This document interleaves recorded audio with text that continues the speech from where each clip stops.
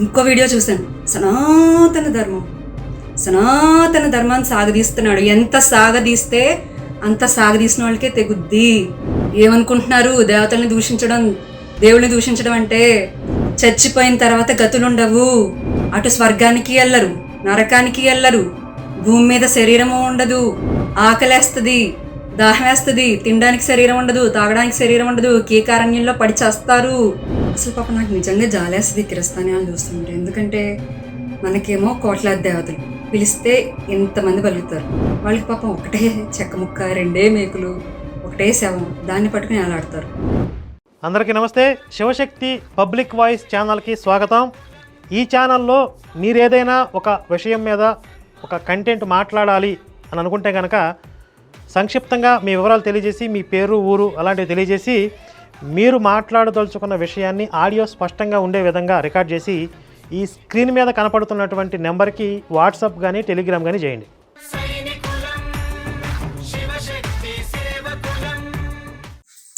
నమస్తే అండి, నేను దేవి. ఇప్పుడే శివశక్తిలో ఒక షార్ట్ వచ్చింది, చూశాను. అందులో ఒక పాస్టర్ 33 కోట్ల 33 లక్షల 33,33,300 అని దేవతల నెంబర్ సాగదీస్తున్నాడు. ఈ సంగతితో చూద్దామని ఈ వీడియో చేస్తున్నాను అనమాట. Let's decode how many number of దేవతాస్ we have in Hindutva. First of all మనకి మనిషి జన్మ రావాలంటే చాలా కష్టం. అందులోనూ భారతదేశంలో పుట్టాలి, హిందుత్వ కుటుంబంలో పుట్టాలి అంటే అనేక జన్మల పుణ్యం ఉంటే మాత్రమే పుడతారు. జనరల్గా తల్లిదండ్రులు అనేసుకుంటారనమాట, మేము ఎంతో కష్టపడ్డాము, ఎన్నో హాస్పిటల్స్ తిరిగాము, ఎన్నో నోవులు వచ్చాము, అందుకనే మాకు ఈ పిల్లాడు దొరికాడు, మాకు ఈ పిల్లాడు పుట్టాడు అని అనుకుంటారు. వీళ్ళ చేసిన పుణ్యం ఎట్లున్నా సరే ముందు ఆ పిల్లాడికి చాలా పుణ్యం ఉండాలి ముందు మనిషి కింద పుట్టాలంటే. మనకి భాగవతంలో కపిల్ మహర్షి తన యొక్క అమ్మతో చెప్తారనమాట, తల్లి కడుపులో గర్భం ధరించిన క్షణం నుండి ఆ బిడ్డవాడు బయటకు వచ్చే క్షణం వరకు ఈ 9 నెలల్లో బిడ్డగతి ఏ నెలలో ఏ విధంగా ఉంటుంది అని చెప్తారనమాట ఆయన. అందులో మొట్టమొదట తల్లి కడుపు దాల్చిన సమయం నుండి మనం చూసుకుంటే 7వ నెలలో జీవుడు కడుపులో ప్రవేశిస్తాడు, జీవ చైతన్యం 7వ నెల నుండి మొదలవుతుంది అని చెప్తారు. ఇదే మనం లలితా సహస్రనామం కి కనెక్ట్ చేసుకుంటే కనుక శ్రీ సామవేదం గారు చెప్పిన లలితా సహస్రనామంలో కొన్ని నామాలు ఉన్నాయి. 476వ నామం నుండి 535వ నామం వరకు ఒక గుత్తి. అందులో విశుద్ధి చక్ర నిలయతో మొదలవుతుంది అనమాట ఆ నామం. అంటే యాకిన్యంబా స్వరూపిణితో మొదలవుతుంది. ఆ గుత్తిలో విశుద్ధి చక్ర నిలయ అంటే ఏమనుకున్నారు? మాతృగర్భంలో శుక్ల శోణిత సమ్మేళన మిశ్ర బిందువు ఉందో, ఏదైతే ఉందో, అంటే ఆ అమ్మగారి యొక్క అండము, నాన్నగారి యొక్క శుక్రము కలిసిన బిందువు ఏదైతే ఉందో ఆ బిందువుకి ఆ దశలో నియామకురాలైన తల్లి విశుద్ధి చక్ర నిలయ. ఆమె రంగు రక్తవర్ణ, త్రిలోచన అంటే 3 కళ్ళు ఉంటాయి, ఖట్వాంగాది ప్రహరణ అంటే ఖట్వాంగం మొదలైన ఆయుధాలు ధరించి ఉంటుంది ఆ తల్లి, వదనైక సమన్విత, ఒకే ఒక్క వదనంతో ఉంటుంది, పాయసాన్న ప్రియ, త్వక్స్థ అంటే చర్మమునకు అధిదేవతగా ఉండే తల్లి, పశులోక భయంకరి అంటే అవిద్య అజ్ఞానాన్ని పోగొట్టే తల్లి, అమృతాది మహాశక్తి సంవృత, అమృత, ఆకర్షణి, ఇంద్రాణి, ఈశాని మొదలగు 16 దేవతలతో కూడి ఉన్న తల్లి. అంటే మొట్టమొదటి నెలలో ఈ దేవత అధిదేవత కింద ఉండి ఆ బిడ్డని ఆ మొదటి నెల రక్షిస్తుంది అనమాట. బిడ్డకి 2వ నెల కడుపులో ఉండగా అనాహతాబ్జ నిలయ అనే దేవత రక్షిస్తుంది. 3వ నెలలో మణిపూరాబ్జ నిలయ అని చెప్పబడే దేవత. అలాగా వెళ్తూ ఉండగా చివరి 7, 8, 9వ నెలలో సహస్రదళ పద్మస్థ అనే దేవత రక్షిస్తుంది అనమాట. ఇందులో చెప్తారు మనకి 7వ నెలలో జీవ చైతన్యం వస్తుంది బిడ్డకి, 8వ నెలలో అవయవ పూర్ణత్వం వస్తుంది, 9వ నెలలో పూర్ణ శక్తి శిశువుకి వస్తుంది అని చెప్తారు. ఇది ఇంతమంది దేవతలు, మన కంటికి కనిపించని అమ్మలు తల్లి కడుపులో మనల్ని ప్రతి నెల ప్రతిరోజు కాపాడి కాపాడి కాపాడి వస్తుంటే వాడు బయటకు వచ్చి బట్ట కడతాడనమాట. ఇంత డీప్ సైన్స్ ఉంది. సైన్స్ ఇది. ఏమనుకుంటున్నారు? ఎవడో ముద్దుమొహంగాడు వచ్చేసి సనాతన ధర్మం అంటే డెంగ్యూ మలేరియా దాన్ని ఎరాడికేట్ చేస్తామంటే అయిపోతుందా? వాడికి కూడా ఈ దేవతలే అది దేవతల కింద ఉండి వాడిని కూడా శిశువుగా ఉన్నప్పుడు ఈ దేవతలే కాపాడారు. 33 కోట్ల 33 లక్షల 33,330 మంది కాదు, ఇంకా ఎక్కువ మంది ఉన్నారు. ఆ 3 కోట్ల మంది పేర్లు చెప్తాం. ఒక్కొక్కరికి ఎన్నెన్ని తలలుంటాయి, ఏమేమి ఆయుధాలు పట్టుకుంటారు, ఎన్నెన్ని చేతులుంటాయి, వాళ్ళు ఏ రంగులో ఉంటారు, వాళ్ళు ఏ పనులు చేస్తారు, వాళ్ళకి ఏమేమి స్తోత్రాలు ఉన్నాయి, అవన్నీ కూడా చెప్తాం మేము. విను, కావాలంటే నేర్చుకో మఠం వేసుకుని కూర్చొని. ఇంకో వీడియో చూశాను, సనాతన ధర్మాన్ని సాగదీస్తున్నాడు. ఎంత సాగదీస్తే అంత సాగదీసిన వాళ్ళకే తెగుద్ది. ఏమనుకుంటున్నారు? దేవతల్ని దూషించడం, దేవుడిని దూషించడం అంటే చచ్చిపోయిన తర్వాత గతులుండవు. అటు స్వర్గానికి వెళ్ళరు, నరకానికి వెళ్ళరు, భూమి మీద శరీరము ఉండదు, ఆకలేస్తది, దాహం వేస్తది, తినడానికి శరీరం ఉండదు, తాగడానికి శరీరం ఉండదు, కీకారణ్యంలో పడి చేస్తారు. మీకు అర్థం కావట్లేదు. కలియుగాంతం వరకు ఉండాలి. కలియుగం అంటే 4,32,000 సంవత్సరాలు. జస్ట్ ఇప్పుడు 5,000 సంవత్సరాలు చిల్లర అవుతుంది అంతే. ఇంకా 4,27,000 సంవత్సరాలు ఉంది కలియుగం. అప్పటి వరకు గతులు లేకుండా అలాగే మాడిపోతారు. దాని తర్వాత మళ్ళీ నరకానికి పోతారు. అవి కొన్ని లక్షల సంవత్సరాలు పోతారు నరకాల్లోకి. మళ్ళీ తర్వాత భూమి మీద వచ్చిన 84 లక్షల జీవరాశులు ఎత్తాలి. మళ్ళీ మనిషి జన్మ వస్తే ఎంత దరిద్రపుటి మనిషి జన్మ వస్తుంది, మామూలు మనిషి జన్మ రాదు. మళ్ళీ ఏ ముష్టి పాస్టర్ వెనకాలో పడతారు, మళ్ళీ జీవితం నాశనం చేసుకుంటారు, మళ్ళీ పుట్టుట చచ్చుట. ఇంక ఇట్లా రిపీట్ అయితేనే ఉంటది.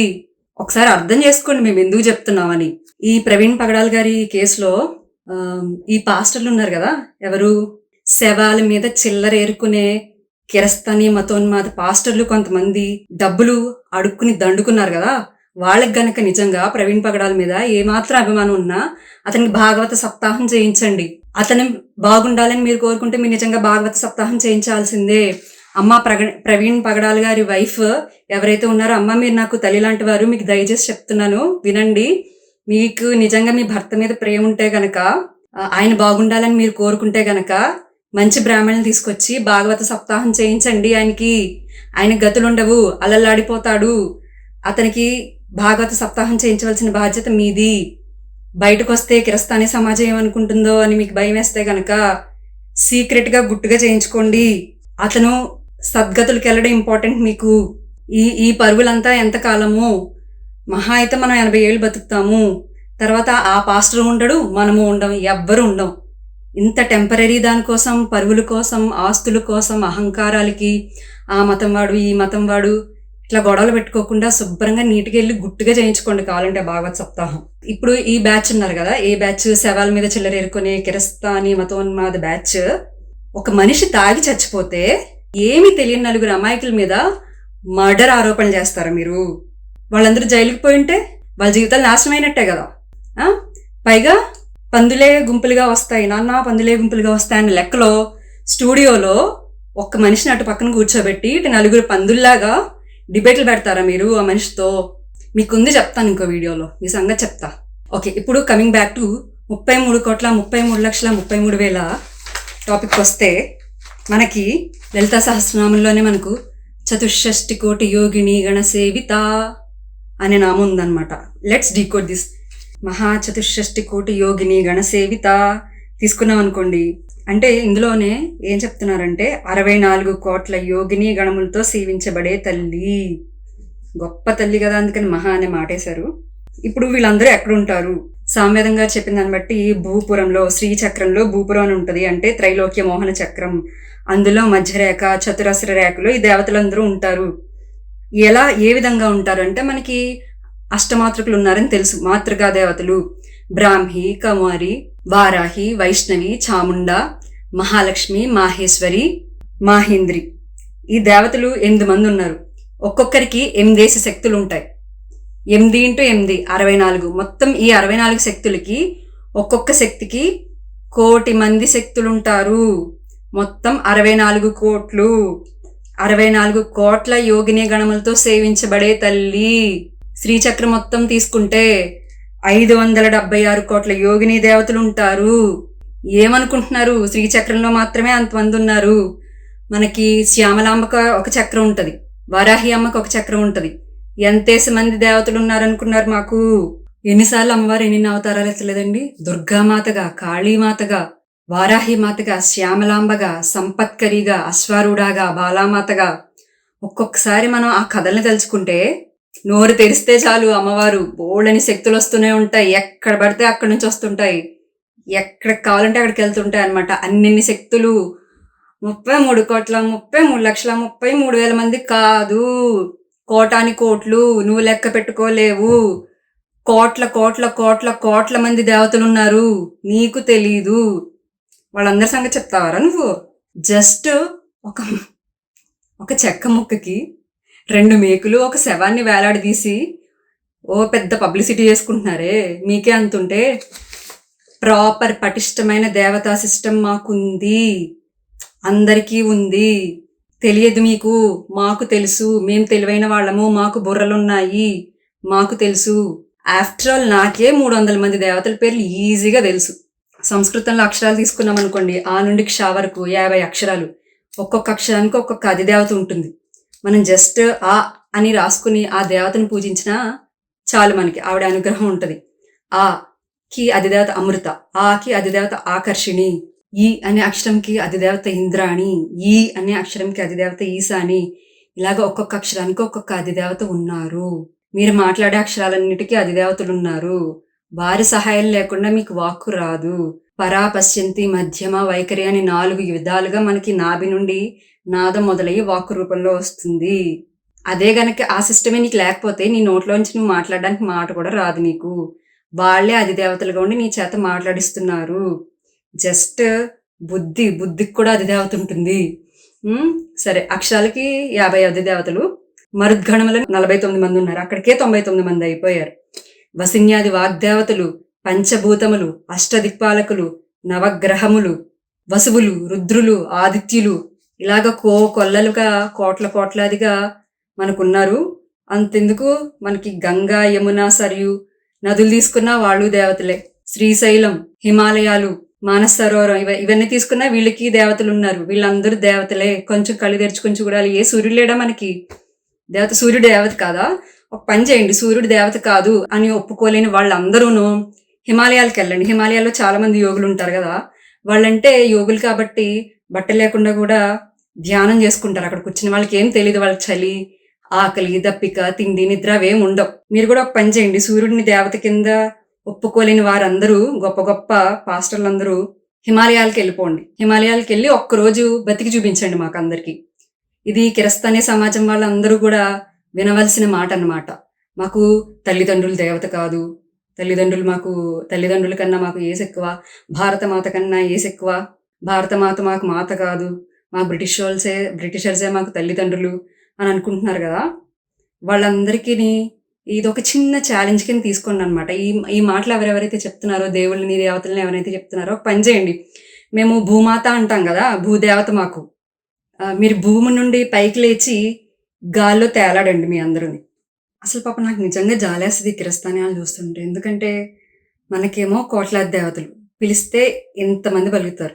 వాళ్ళకి పాపం ఒకటే చెక్క ముక్క, 2 మేకులు, ఒకటే శవం, దాన్ని పట్టుకుని ఏలాడతారు. కోట్లాది దేవతలు, కోట్లాది యోగులు ప్రతి కాలంలోనూ ఉంటూనే ఉంటారు. భారతదేశంలోనే మాత్రమే కాదు. ఇందాక నేను ఆ వీడియోలో చూశాను, హిందూ మతాన్ని ఉద్ధరిస్తాం అని కంకణం కట్టుకున్న స్వామీజీలు, గురూజీలు, పెద్ద పెద్ద వాళ్ళు అని అంటున్నారు.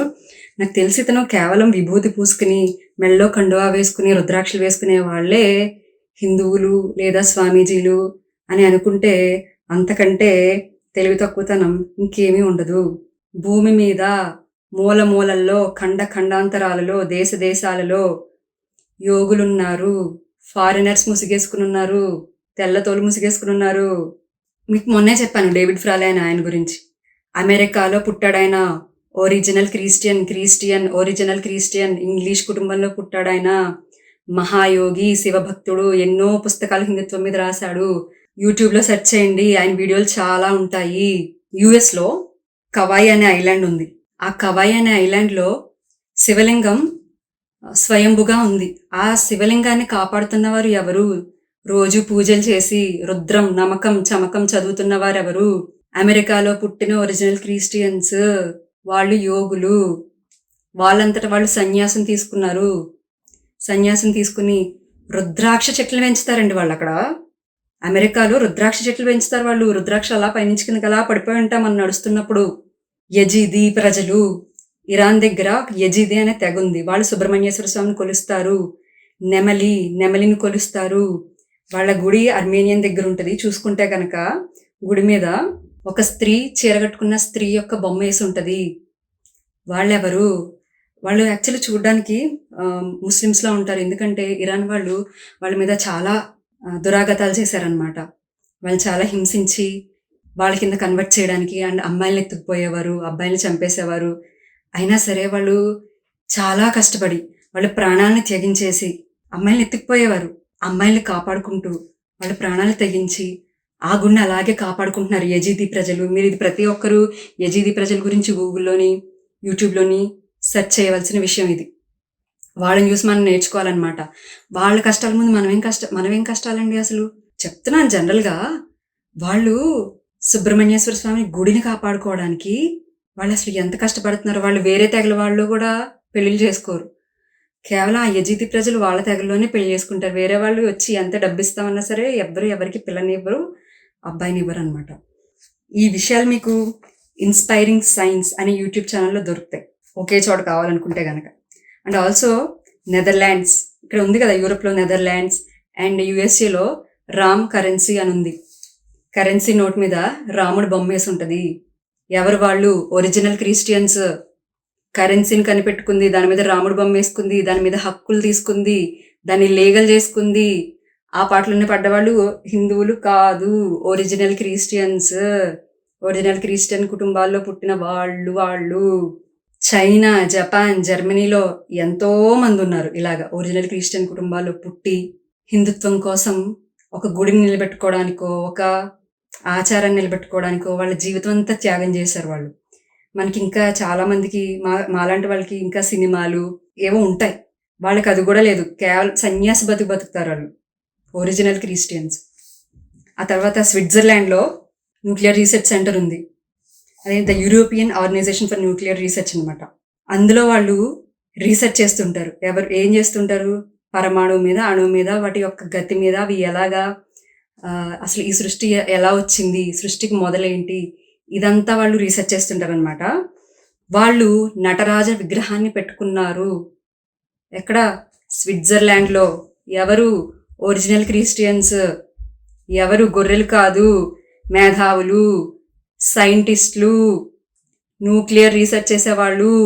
న్యూక్లియర్ స్పెల్లింగ్ తెలుసా బాబు నీకు? వాళ్ళు ఎందుకు పెట్టుకున్నారంటే వాళ్ళు చెప్తారనమాట. మీరు గూగుల్లో సెర్చ్ చేయండి CERN అని. యూట్యూబ్లో కూడా CERN అని టైప్ చేస్తే 2.33 lakhs సబ్స్క్రైబర్స్తో ఆ ఛానల్కి అందులో సైంటిస్ట్ విషయాలన్నీ వాళ్ళు చెప్తారనమాట. వీళ్ళు నటరాజు విగ్రహం ఎందుకు పెట్టుకున్నారంటే వాళ్ళు ఇది చెప్తారు. It's a symbol of the cosmic dance of creation and destruction. అంటే వీళ్ళు రీసెర్చ్ చేసే విషయాలు తెలుసుకునే కొద్దీ ఆ సైన్స్కి, ఆ పరమాణు యొక్క గతికి సంబంధించిన పోస్టర్, ఒక మూర్తి ఏదైనా ఉందా సింబాలిక్గా అని చూస్తే కనుక నటరాజ విగ్రహం అనమాట. మీరు నటరాజ విగ్రహం గమనిస్తే భలే ఉంటుంది. జనరల్గా జుట్టు ఇట్లా తిప్పితే ఇట్లా వెళ్తుంది, ఇట్లా తిప్పితే ఇట్లా వెళ్తుంది. కానీ ఎవరైనా సరే మొహం తిప్పినప్పుడు జుట్టు ఇలా ఉంటుందా? చాగంటి గారు కూడా చెప్తారు, సామవేదం గారు కూడా చెప్తారనమాట. దాన్ని రీసెర్చ్ చేస్తున్నారనమాట. అందులో ఎంతో సైన్స్ ఉంది, డీప్ సైన్స్ ఉంది. అది రీసెర్చ్ చేస్తున్నారు వాళ్ళు. ఎవరు చేస్తున్నారు? Original Christians. నాకు వీళ్ళందరినీ చూస్తే ఎంత ఇన్స్పైరింగ్గా ఉంటుందో.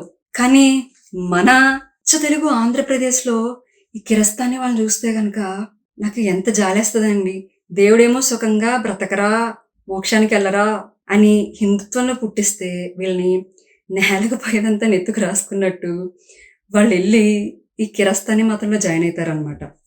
అది పెద్ద గొప్పదా అంటే సైన్స్ లేదు. మనకి ఒక ఆరోపణ కూడా ఉంది, భూమి గుండ్రంగా ఉందన్నాడని చెప్పి గెలీలియోని వాళ్ళు టార్చర్ చేసి జైల్లో పెట్టి ఏదేదో చేశారని కూడా ఒక స్టోరీ ఉంది.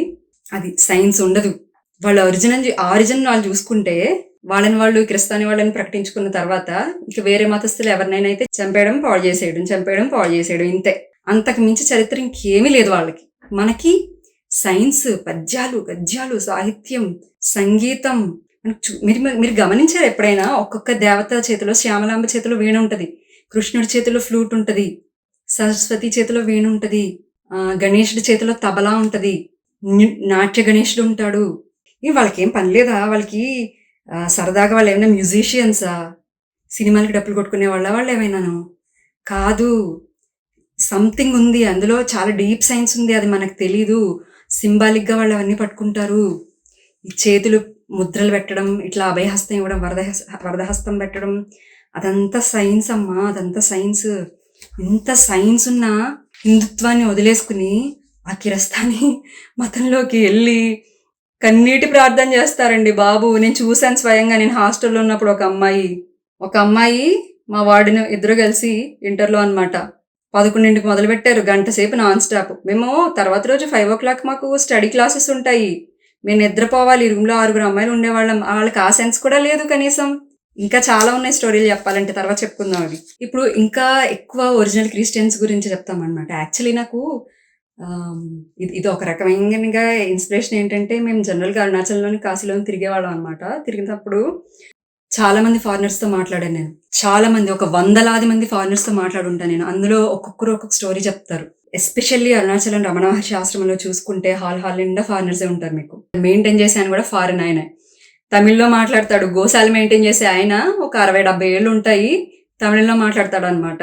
నేను వీళ్ళందరితో మాట్లాడాను. అందులో చిన్నపిల్లల దగ్గర నుంచి ఒక 18 ఏళ్ళ అబ్బాయిలు, 17 ఏళ్ళ అబ్బాయిలు, అమ్మాయిల దగ్గర నుంచి 70-80 ఏళ్ళ వచ్చే ముసలి వాళ్ళ వయసు వరకు కూడా చాలా చాలా రకాలతో మనుషులతో నేను మాట్లాడాను.